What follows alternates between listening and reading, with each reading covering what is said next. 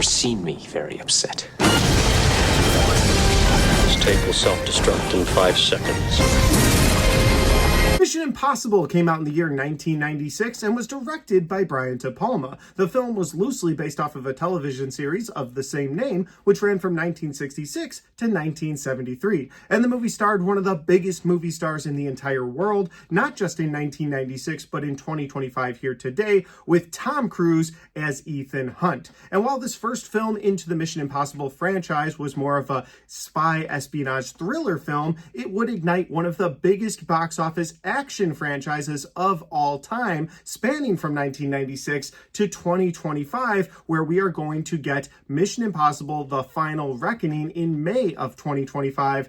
And with that information, I thought it would be fun to kick off a Mission Impossible review series where I will be watching and reviewing each and every one of the Mission Impossible films leading up to the release of Mission Impossible: The Final Reckoning. Once that film comes out, I will watch and review that movie as well, and then I'll put a full ranked list on my channel for every Mission Impossible film ranked from worst to best in my own personal opinion. Now, I love this franchise. It's one of my favorites of all time, so I've been wanting to do this review series for a long time. And so let's kick off this franchise review with reviewing Mission Impossible. Here we go.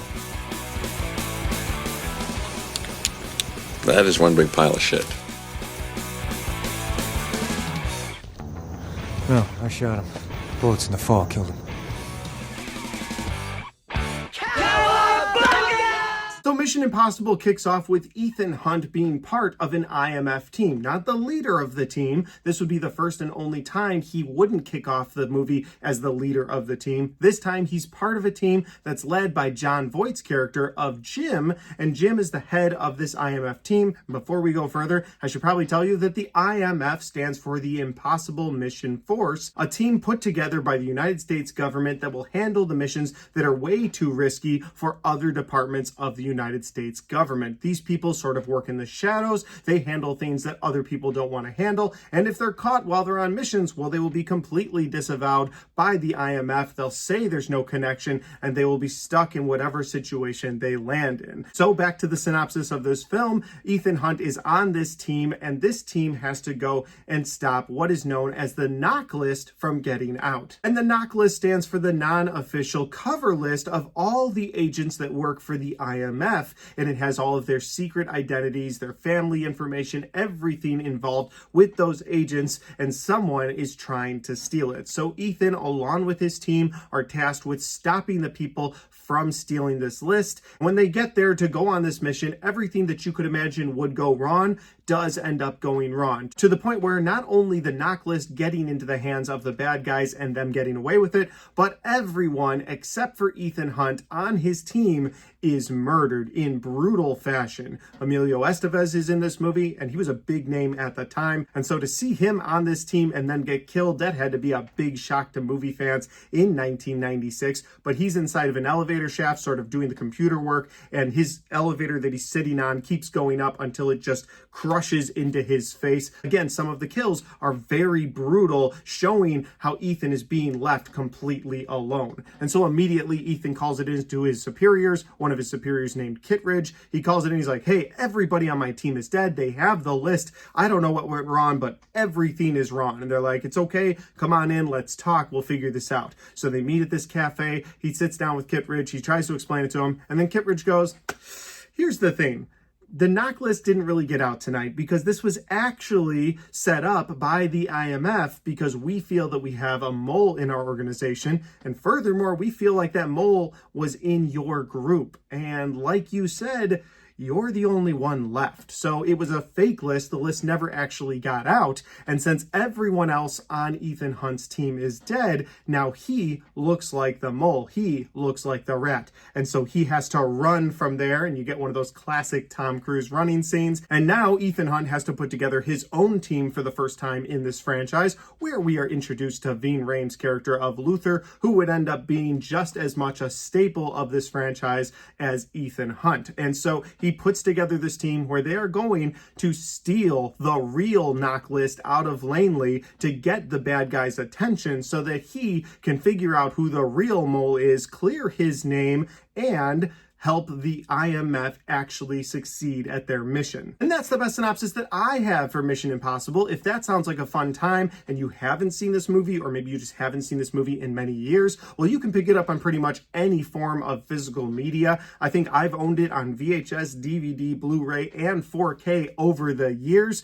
but this movie is also currently streaming on Paramount Plus as of the recording of this video. So if you have a Paramount Plus subscription, you can watch this movie for free. And again, I would highly recommend you check this movie out, if nothing else, just to give yourself a refresher of what a great thriller espionage film this movie really is. Now we are going to get into my positives and my negatives for Mission Impossible here in a second, but before I do that, if this is the first time you found my channel, well, I'd love for you guys to hit that subscribe button, check out all the different content on my channel, whether you like throwback movie reviews just like this, or updated movie reviews, Blu-ray talk, ranked list videos. I've got a little bit of everything on my channel, and I'd love for you guys to check it out. All right, let's get into my positives and my negatives for Mission Impossible. My first positive for this movie is sort of what we already covered in the synopsis. Watching Ethan going from being one of the team members, a team player on this team, cutting it up with his fellow team members. You can tell they've got this strong bond between all of them. They make jokes with each other. You could tell that they're this awesome team. They go to do their thing, protect this necklace, only to be set up by a sinister force and have each and every one of Ethan Hunt's team members killed on this mission.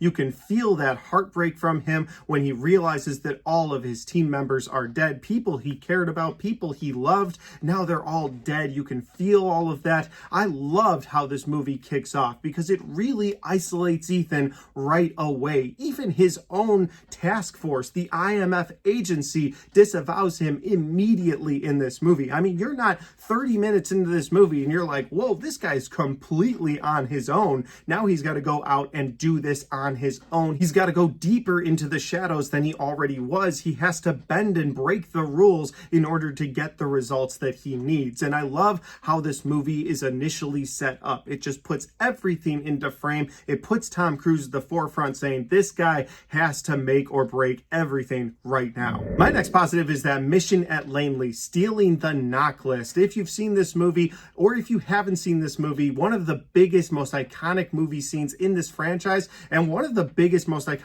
movie scenes, I would say, of all time, is Tom Cruise lowering himself on that rope into that secured room at Langley, trying to steal the knock list. They show this room is completely fortified. You have to get in with a retinal scanner. You have to get in with a voice scanner. Like, it takes anything to get into this room from the door of the room. And then there's the room itself. There's temperature gauges. There's pressure plates. There's all kinds of things stopping you from being able to get to this supercomputer that has this knock list on it. But of course, with Ethan Hunt and his crew on the job, nothing is absolutely impossible. So you get to see this first impossible mission that Ethan Hunt does, and that is break into this very secured room. And he's lowered on this rope. And of course, we've all seen that iconic scene. He breaks in, steals that knock list, almost gets caught, drops his knife, which is a nice bit of tension in this movie as well. And then him and his team escape Langley. I love it. To me, that is the first real impossible mission that Ethan Hunt goes on, because that first mission in the movie,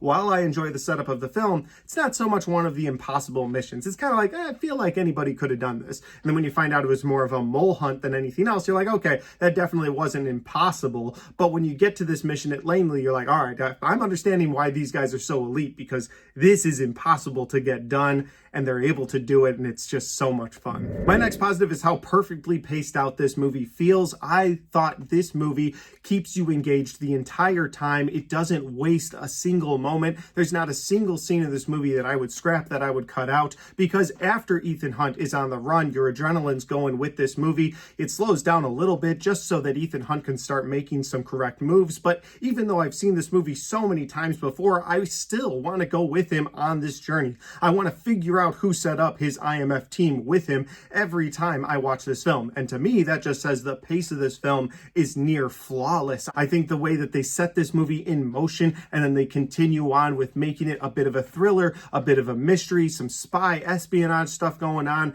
Again, just a perfectly paced film. If more films could pace themselves like this, I'd be a happy guy. That'll lead to my next positive, and my next positive is the scene where Ethan Hunt starts to figure things out. Now, I will say spoilers ahead. I feel like I've waited long enough into the video to give you guys some real spoilers, but the movie's been out since 1996, so if you haven't seen it yet, again, highly recommend you check it out, but I'm going to spoil some things here. So at one point, Jim, played by Jon Voight, actually comes back. You find out that he's not dead, and Ethan Hunt is just thrown for a loop, but he's like, no, I almost died, but I made it out of that river. Even though I was shot, I got sewn up, and here I am, I'm back. So what's the mission? What's the play? Are we stealing this necklace? What's going on? So right there, you, the viewer, you're kind of skeptical. You're like, no, I thought this guy died too. Something's not right here. So at this point, Ethan brings Jim into the group, and he's like, okay, we're going to do this mission. They sit down at this table. They're trying to brainstorm exactly how it happened, who the mole is. They're sitting down at this table, and Jim's like, it's got to be Kittredge, right? He put this whole thing into motion because he's the mole. He's actually the guy trying to get the necklace. Like, you're playing directly into his hands. You stole the necklace for him, and now he's going to intercept it.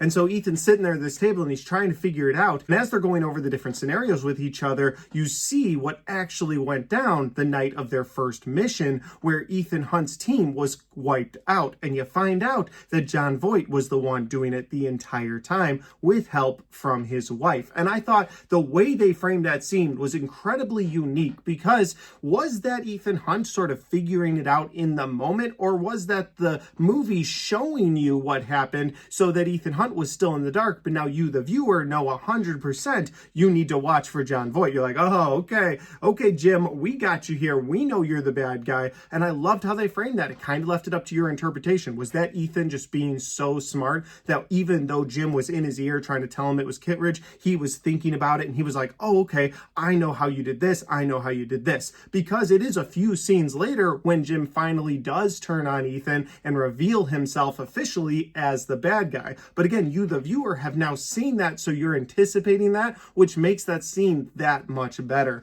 I loved the way they showed it. You didn't have to have this evil mastermind plot come out. You just showed, hey, this is Jim. This is the bad things he did. Now you, the viewer, know you're locked in. Maybe Ethan knows, maybe he's still skeptical, but he's going to figure it out in a couple of scenes. And when he gets there, the anticipation is there for you, the viewer. So just the framing of that scene had to go into my positives because it felt so unique, a unique way to reveal the bad guy in a spy film. And that'll lead to my final positive for Mission Impossible, and that is the final scene on the train. Pretty much the entire thing, but really the action moments. It's the biggest action set piece that you get in this film, which is interesting because this franchise would turn into one big action franchise. The second movie really kicks that off, but in this film, it's the end scene on the train. You've got Jim trying to get on a helicopter with the money that Ethan was able to secure for some bad guys that he sold the real necklace to, and while these bad guys are trying to download the necklace, you also have Ving Rhames blocking the signal of their computer on this train. So there's a lot of tension going on this train between Ethan and Jim, but there's also tension going on between Luther and the bad guys that have the necklace. You don't want this necklace to actually get out into the open.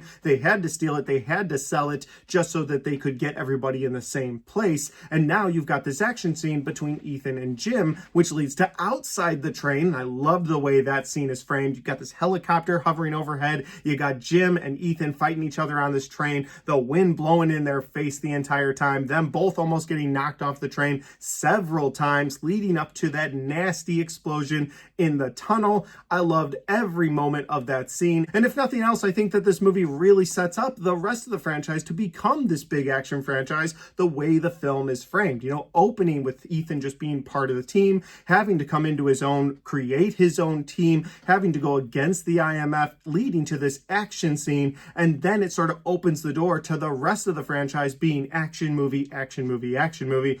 Again, framed very well, paced very well, a damn near flawless movie. But I do have a few negatives, and actually my first negative for this film leads right off of my last positive, which was that final train scene, and that I loved the action scene on the train, but some of it does feel a bit dated, especially towards the end. You've got Ethan hanging onto that helicopter. You got Jim hanging onto the other side of the helicopter. Ethan takes that gum he's been carrying the entire movie, puts them together, goes red light, green light, slaps it on the window, it explodes. It's a great moment, one that we've never had a callback to, and I kind of hope we get a callback to that in Mission Impossible: The Final Reckoning, because I love that moment in the franchise. But when he gets blown away off of that helicopter after the explosion happens and he gets blown towards the train, you can see the dated effects from 1996. And then that final scene with the helicopter blade sort of spinning right toward Ethan's throat, it's just very dated, and you can see those effects not really working out. Maybe that's more of a gripe, because overall I did love the scene, but I did notice in that moment I was like, that feels a bit dated. And it is. It's 1996. It is a dated action scene. And my other negative for this movie is, again, more of a gripe than a real negative, like a reason not to watch the movie. It's just more of a gripe, and that is,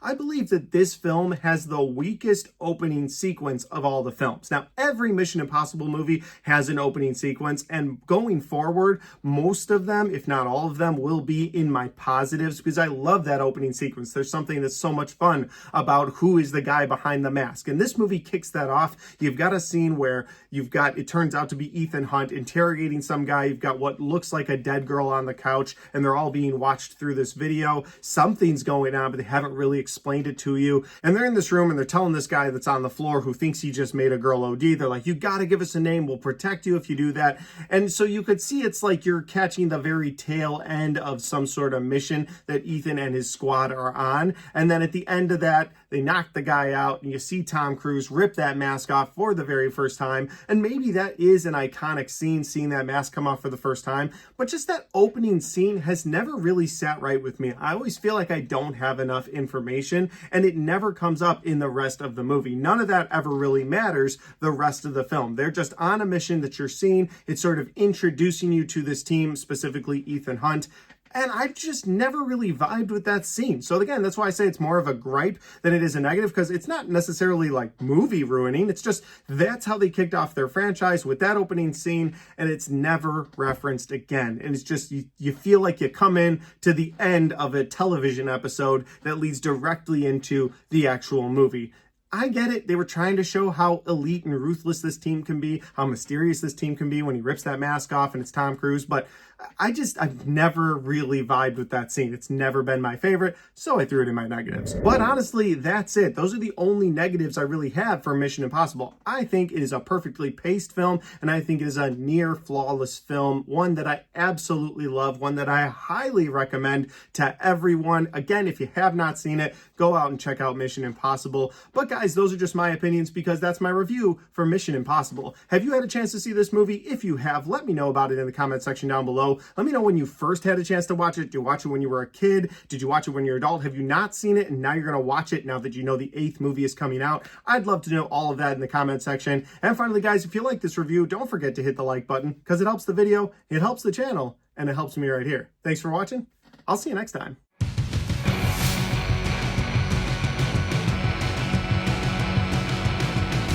Alright guys, we got to the end of my Mission Impossible review. Had an absolutely fantastic time getting to watch this movie for like the umpteenth time, but finally getting to sit down, put my thoughts on video for you guys is so much fun as well. And I'm looking forward to reviewing the rest of this franchise. But hey, I don't know when you're watching this. You could be watching this in the future. So what I'm going to do is I'm going to throw my Mission Impossible series review playlist right there. And I'm going to put all of my 2025 reviews right there.